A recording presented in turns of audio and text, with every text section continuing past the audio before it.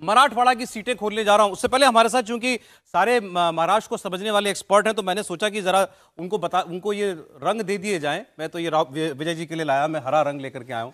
जहां आपको लगे कि ये सीट जो है जा रही है इंडिया गठबंधन को, आपको बस ये हमको झंडा लहरा देना है कि ये सीट जो है ये। और राहुल जी चूंकि थोड़ा ज्यादा न्यूट्रल हैं, तो ये इनको सफेद मैंने दे दिया है। ये फाइट वाला है, यहाँ फाइट है। और ये हमारे दो और मेहमान हैं, उनको भी मैं दे रहा हूँ, ये भगवा वाला भी रुमाल दे रहा हूँ इनको। ये आपको लहराना जहाँ आपको लगे कि ये सीट जो है भगवा की सीट है। बस ये समीर जी करेंगे हमारा उसमें बच्ची जो है, ये आपको जो है बता देना है, दूर से ही बता देना है कि ये सीट आ गई। ये लाल दे दिया उनको, आप भगवा ही मानिए क्या ना, अभी भगवा का इतना प्रभाव है, लाल ही हो जा रहा है। आइए विदर्भ के बाद मराठवाड़ा, 8 में से 4 सीटें पहले दिखाइए जरा। हिंगोली, नांदेड़, परभणी और जालना। दो हरे रंग मुझे दिखाई दे रहे सर। आप झंडा नहीं उठा आपका? बिल्कुल, दोनों सीटें जो ठीक है ना, हिंगोली की सीट जो है खासतौर से मराठा आरक्षण को लेकर जिस तरह से पूरा अभी पॉलिटिक्स चली है, हिंगोली ग्रीन, इंडिया गठबंधन। बिल्कुल, परभणी भी ठीक है। परभणी में आप सहमत हैं इस बात से? बिल्कुल सहमत हैं। ठीक है। नांदेड़, जालना, ये दोनों जो है हमको दिखाई दे रहे हैं भगवान। जालना पे मैं भगवान से नहीं देखिए, जालना पे बात करना चाहता हूँ। आपने लहरा नहीं रहे। मेरा ये जो झंडा है ना, इसको आप ये जो परभणी और हिंगोली दे रहे हैं, इसको भी भारतीय जनता पार्टी जीतेगी।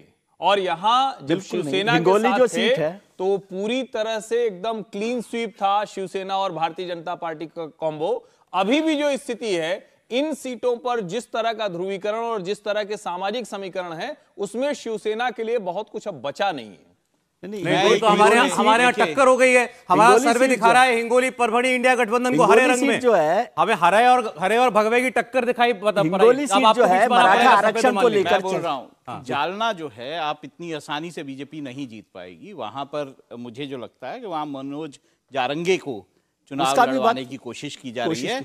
और अगर वो बिल्कुल ये जो जालना आपको दिखाई दे रहा है इस वक्त, जो सबसे बड़ा मुद्दा, ज्वलंत मुद्दा है महाराष्ट्र का, जो आपने मनोज जरांगे पाटिल की बात की, उनको यहाँ से लड़ाने की तैयारी में है इंडिया। अगर वंचित बहुजन अघाड़ी लड़ाती है या उनके कैंडिडेट होते हैं, तो जो बचा खुचा भी प्रभाव होगा उनका, वो इसमें समाप्त। मुझे लगता है वहां पे प्रॉब्लम आएगी। जमानत जब्त होगी उनकी, जमानत जब्त होगी। इस सीट पर कोई प्रभाव होता है, पर मराठा आरक्षण बिल्कुल नहीं पड़ेगा। लेकिन हिंगोली सीट पर 100% जो है वो असर रहेगा मराठा आरक्षण को लेकर।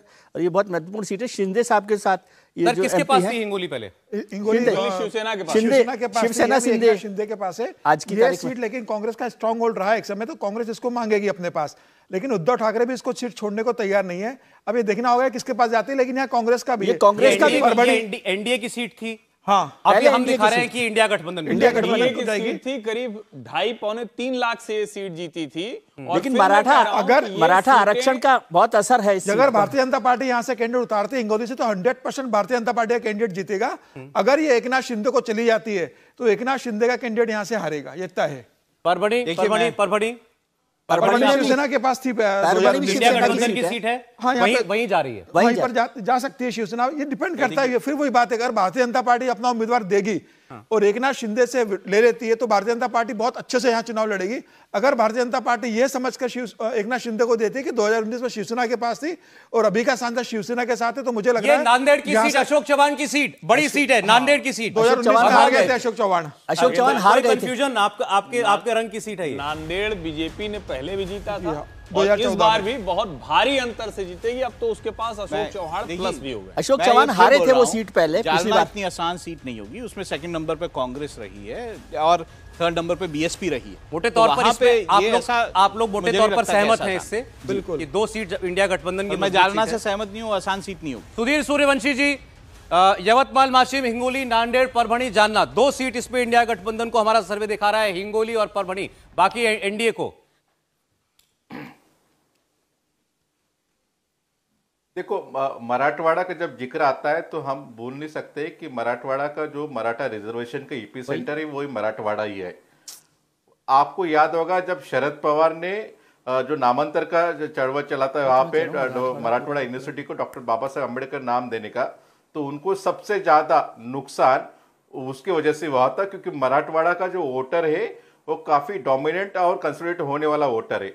अभी भी जरांगे पाटिल के साथ में जो ही लोग कंसोलिडेट हो रहे हैं और उनके साथ में हो ज्यादा मराठवाड़ा के, क्योंकि वेस्टर्न महाराष्ट्र, विदर्भ में वो ज्यादा चीज नहीं है, क्योंकि मराठा और कुणबी में वहां पे इतना रिजर्वेशन का और इतना डिमांड नहीं है।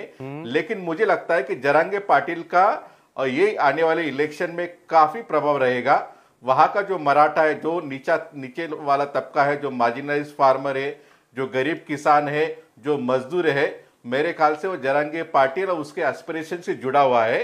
तो उसका मेरे ख्याल से भारतीय जनता पार्टी को उससे थोड़ा नुकसान हो सकता है। ठीक है सर। वो जो लोग हैं वो एंटी एस्टेब्लिशमेंट हम ये इसीलिए देखिए 4 सीट हमने भी पहले दिखाई ना मराठवाड़ा की, ये 4 सीटों में 2 इंडिया गठबंधन, 2 एनडीए एंटी एस्टेब्लिशमेंट है।